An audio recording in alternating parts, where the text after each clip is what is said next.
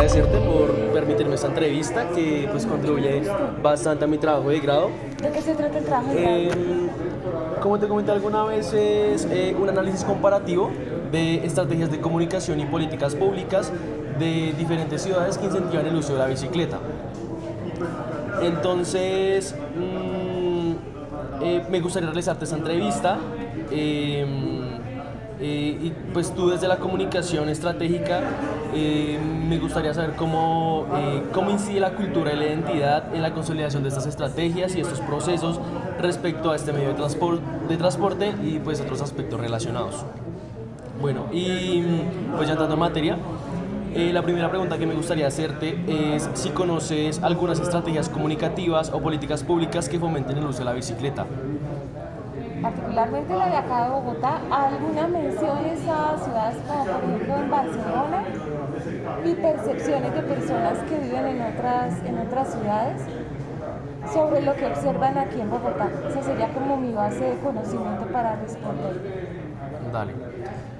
Bueno, teniendo en cuenta eso, ¿cuáles crees que son las principales problemáticas u obstáculos comunicativos que dificultan la acogida de políticas públicas y estrategias de comunicación frente al uso de la bicicleta? Aquí, como en cualquier tipo de estrategia, si yo no parto de lo que son las prácticas de las personas, ¿sí? Puede que esté creando una política pública y apoyándome en una estrategia de comunicación que no va a funcionar. Por ejemplo, si tenemos prácticas cotidianas en donde la bicicleta no hace parte de lo que somos, ¿sí? Si el uso de la bicicleta se ha restringido solamente a práctica de deporte, es más difícil entrar en la vida de las personas. Creo que aquí en Bogotá ayudó mucho el hecho de que ya se tenía la experiencia de las ciclovías. Entonces ya entrar con el uso de la bicicleta en otros tiempos, en periodos más continuados, frente a actividades distintas a las de hacer deporte, pues facilitó mucho las cosas, ¿sí? Si de la noche a la mañana nos hubiéramos enfrentado a la bicicleta puede ser su medio de transporte para todo en la vida, sin tener una experiencia previa y sin haber hecho una práctica cotidiana anterior, pues se nos aparecería como algo, oiga, interesante, pero de ahí a que yo lo haga, quién sabe, ¿sí? Entonces, estratégicamente hablando, las políticas y las estrategias de comunicación que permitan realizarlas deben estar conectadas con lo que es la cotidianidad de las personas. Entonces, obviamente, todo lo que tiene que ver con su cultura y sus prácticas culturales, ¿sí? Tienen que estar conectadas inicialmente con eso, porque si no tendríamos que avanzar en un proceso de cambiar hábitos para que la cultura se pueda afectar y entonces estaríamos enfrentados a un proceso de larguísimo plazo. Sí, señora. ¿Y cómo describirías la cultura y la identidad de Bogotá respecto de la forma en que nos transportamos? Yo ahí me remito a cómo lo he observado de quienes vienen de fuera, ¿sí? Tengo dos hermanos que viven fuera del país. En particular mi hermana, ella lleva como 40 años en Italia. Y le llamó muchísimo la atención llegar a Bogotá. Primero conocí a Transmilenio, porque en un periódico italiano hablaron de Transmilenio, el avance que tenía, lo que le estaba dando a la ciudad. O sea, ella venía con una imagen de Transmilenio como, wow, y fue en Bogotá, y fue en mi país, mire tan chévere. Entonces, claro, cuando ella llega y lo ve, dice, ah, mire, sí, es ahí. Y yo le decía, pues la gente se queja por esto. Me dice, pues yo me transporto en metro, me transporto en trenes intermunicipales también, y esos problemas se ven también ahí. O sea, no es algo por lo que ella hubiera dicho, no, pero terrible, ¿sí? Entonces, eso nos habla de unas prácticas en relación con transporte público que estamos viendo como en una burbuja, pero en realidad son experiencias que encuentran diálogo con experiencias en otros lados. O sea, no es que terrible aquí como la gente se empuja, como le hace tal cosa, como le hace tal otra. Pasa en todas partes. O sea, no es que sea una cosa que es que aquí no funciona. No, es que son situaciones así. Y respecto al uso de la bicicleta, le llamó muchísimo la atención ver las ciclorrutas, sobre todo en las mañanas, viendo la cantidad de gente que sale para el trabajo en bicicleta. Me decía, chéverísimo, porque es mucho más. Me decía, hasta se ve bonito esto, me decía, se ve bonito. No, para ella fue una experiencia muy chévere. Uno como piensa que el asunto lo tiene tan próximo y a veces no lo reflexiona por lo mismo, pero cuando uno ve la reacción de las demás personas, uno cae en cuenta de ciertos aspectos. Y sí, el uso tiene que ver con nuestra cultura, pero así como usamos Transmilenio, usamos bicicleta, usamos el carro. Entonces, ¿consideras que la cultura de Bogotá favorece la creación de estas estrategias y políticas de comunicación? Y no necesariamente que lo favorezca o esté a favor o en contra, sino que le impone retos, le impone desafíos desde lo que somos como bogotanos y desde lo que somos como habitantes de esta ciudad. ¿Y cuáles rasgos o características propias de la cultura y la identidad las ciudades deberían tener en cuenta para la creación de estrategias comunicativas pues para el posicionamiento de la bicicleta en la población? No solo para bicicletas, para cualquier medio de transporte, la relación con el otro. Porque si yo me paro en el lugar de voy por la vía, tengo que llegar rápido, me adelanto, si cierro de malas, si me paso el semáforo de malas, ¿sí? O sea, yo con yo, ahí nunca vamos a generar prácticas de transporte que favorezcan la convivencia, por ejemplo, la seguridad. La seguridad está en riesgo, ¿por qué? Porque no tenemos la atención en términos de mi relación con los otros, ¿sí? Entonces la norma se nos volvió aquello de no se pase el semáforo en rojo, manténgase en su carril, o sea, norma, pero la relación de la norma con la convivencia, esa no la tenemos tan clara, y yo creo que tendríamos que empezar por ahí. Mi esposo maneja fatal, y cuando él comete una infracción que yo digo, eso no, yo lo que hago es decirle, es que está la vida del otro de por medio, o está también el tiempo del otro de por medio.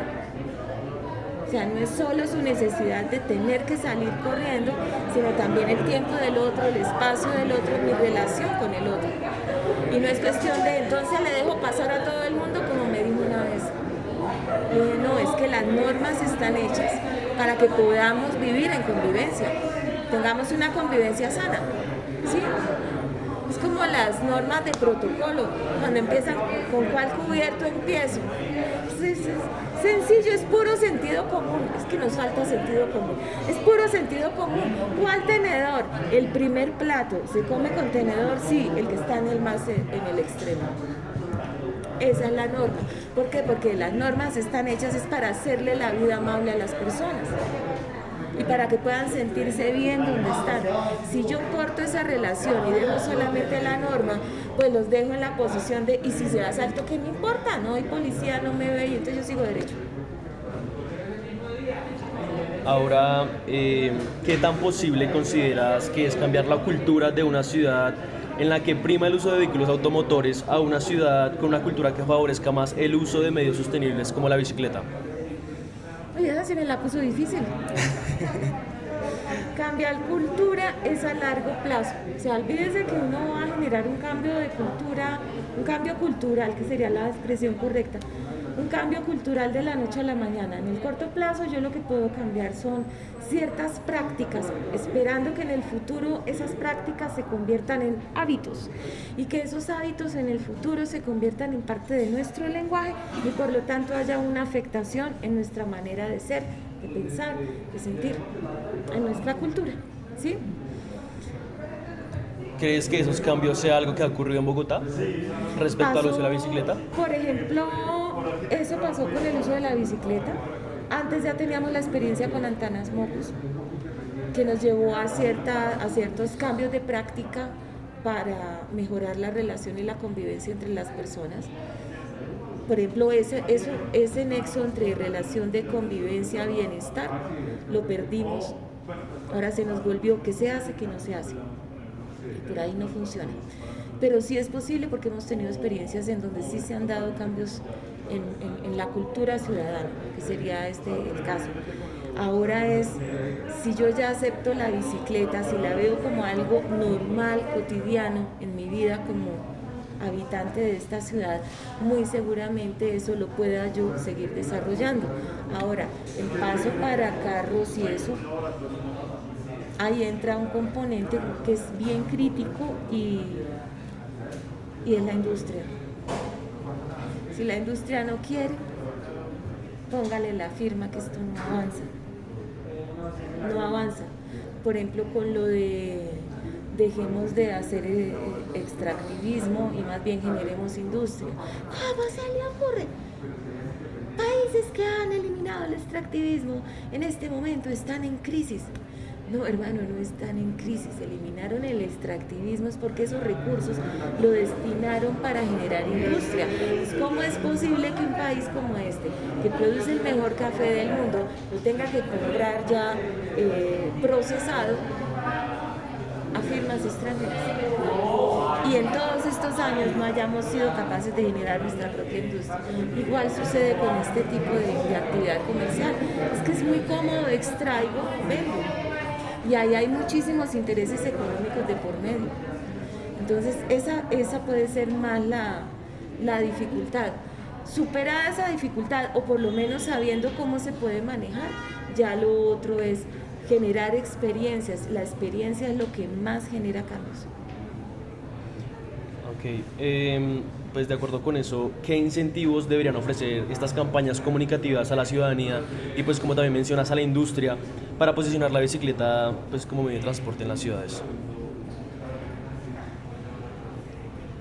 Contar historias que permitan reconocer los logros de la gente en relación con sus cambios de prácticas. Últimamente ir en bicicleta es igual a me van a robar la bicicleta. Y estamos contando historias alrededor de eso, de lo trágico que es ir en bicicleta, y los huecos, y las vías. Sí, pero es que nadie niega que eso existe.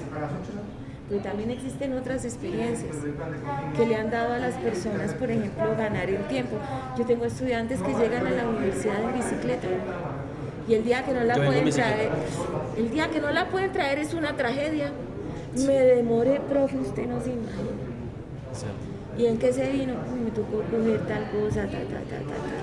O me trajeron en carro desde la casa y eso fue. Pues claro, porque es que la bicicleta, además de darle independencia, una cantidad de cosas que su merced sabe, ¿sí? Mejora los tiempos de transporte. Es cierto. Bueno, entonces, ¿en qué medida consideras que las herramientas comunicativas que se usan para las campañas que fomentan el uso de la bicicleta deben tener en cuenta la cultura y la identidad de las ciudades? Todo. Es más, yo promovería el uso de la bicicleta desde las experiencias de las personas y no desde el modo bicicarril, no, eso lo pondría como en un recuadro de ya para mejorar la experiencia se abrieron estos nuevos carriles, se abrió tal cosa, se fomentó esto otro, hay feria de bicicletas para personas que no tienen recursos, pueden adquirir su bicicleta. Por ejemplo, la semana pasada en el edificio, en la asamblea esa de todos los años que son interminables, salió una idea muy buena. Hay una cantidad de propietarios y arrendatarios en el edificio donde vivo que tienen bicicletas que no usan, ocupan espacio, las dejan atravesadas, se nos están volviendo un problema porque decidieron comprar bicicletas para todos y resulta que no las usan todos. Entonces se abrió una idea y fue, bueno, y el que no la use, ¿no le gustaría donarla o darla a un precio más bajo en caso de que sea pues una bicicleta que le representó algún costo? Esas son acciones que se pueden promover y eso aumenta la confianza y por otro lado ayuda a tejer vínculos con la ciudad y con los otros. ¿Y qué otros factores crees que se deberían tener en cuenta para la consolidación de estas estrategias? Aparte de los que ya me mencionas de pues, la cultura, las historias, contar historias, alrededor de la bicicleta? Que los funcionarios dejen de pensar que son los protagonistas de la noticia. Cualquier cosa que haga un funcionario, yo creo que la debería hablar desde la gente misma, no desde yo hice. Porque si yo no confío en las instituciones, o sea, la última encuesta de confianza nos arroja que la gente no le cree a los funcionarios públicos, la gente no le cree a los medios de comunicación, la gente no le cree prefiere creerle a las iglesias que a estas personas, a las cadenas de WhatsApp. Entonces, ¿para qué ponen al funcionario a decir yo hice a favor del uso de la bicicleta? No le van a creer. Y si aparte de eso tenemos unos medios que nos están mostrando lo terrible que es andar en bicicleta, yo los pondría en segundo orden y más bien empezaría a hablar directamente con las personas a través de espacios de participación donde cuenten sus historias y miren cosas distintas. Ahí va mi siguiente pregunta. ¿Qué tan importante crees que es la participación ciudadana para la creación de estrategias de comunicación y políticas públicas que incentivan el uso de la bicicleta? El que diga que logra estrategias de comunicación sin la participación de las personas es un mentiroso. Eso no funciona así. Las estrategias sin la participación de la gente no funcionan. Yo entiendo por estrategia de comunicación la creación de un escenario. Yo como comunicadora pongo ahí, a partir de una política de comunicación, medios, recursos, espacios, formas para relacionarse y que la gente entre y haga la estrategia. Que la estrategia no la hago yo propongo posibilidades, pero la gente la tiene que hacer. El que diga que funciona al contrario, no está haciendo estrategias de comunicación, tal vez esté haciendo una estrategia de información y ahí funciona cualquier cosa, pero no tiene repercusiones en el largo plazo. Claro. ¿Cómo calificarías el hecho de que diferentes estrategias y políticas públicas tengan en cuenta referentes nacionales e internacionales para la formulación de estrategias de comunicación y políticas públicas respecto al uso de la bicicleta? Yo tengo que mirar qué pasa en el mundo para no repetir malas experiencias y también para aprender de buenas experiencias. Eso es vital. En el curso en el que estaba ahora, pues el de colaboratorio, sí, están en los mapas de inspiración famosos aquellos que él decía, ustedes no pueden decir cómo van a concretar en términos de discurso, en términos de lenguaje, una estrategia, si no miran eso como se está haciendo en otras partes, porque usted ahí puede identificar constantes, puede identificar también diferenciales y puede ahí ya tomar decisiones respecto a lo que quiere hacer. ¿Cómo esta situación podría incidir en la implementación de estas estrategias y políticas teniendo en cuenta la diversidad cultural e identitaria de cada lugar?